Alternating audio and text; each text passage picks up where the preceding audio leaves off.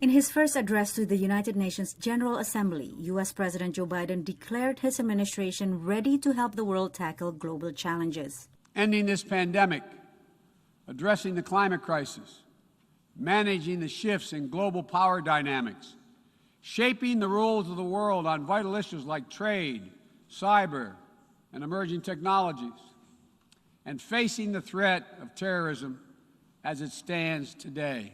Recognizing rising U.S. tensions with China and Russia, Biden said major powers must manage relationships and avoid conflict. The United States is ready to work with any nation that steps up and pursues peaceful resolution to shared challenges, even if we have intense disagreements in other areas, because we'll all suffer the consequences of our failure.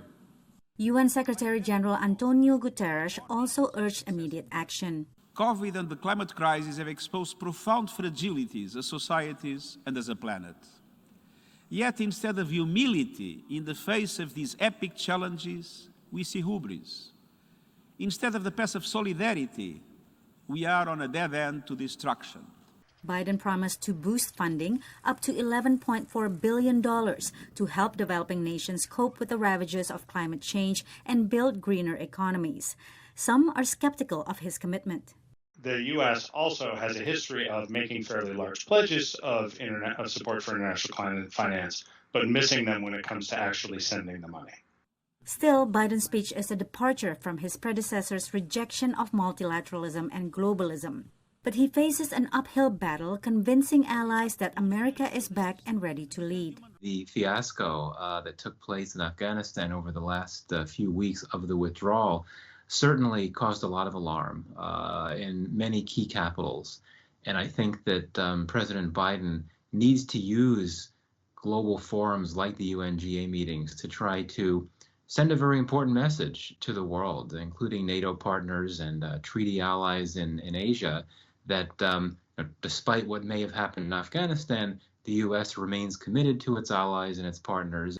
Despite the chaotic withdrawal, Biden framed the U.S. exit from Afghanistan as an end to relentless war and the beginning of a new era of relentless diplomacy.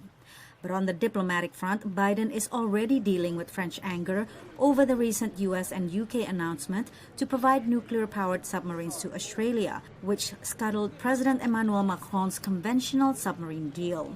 While freight relations need to be repaired, analysts say it's unlikely to have long-term impact. The bigger issue with U.S. credibility is whether or not the United States can continue to signal that it's willing to kind of provide global public goods of security, of economic aid to its allies and partners, and when necessary, to work with the rest of the globe. That opportunity will come Wednesday when Biden convenes a virtual COVID-19 summit to rally world leaders to recommit in the fight against the pandemic. Patsy Widakuswara, VOA News.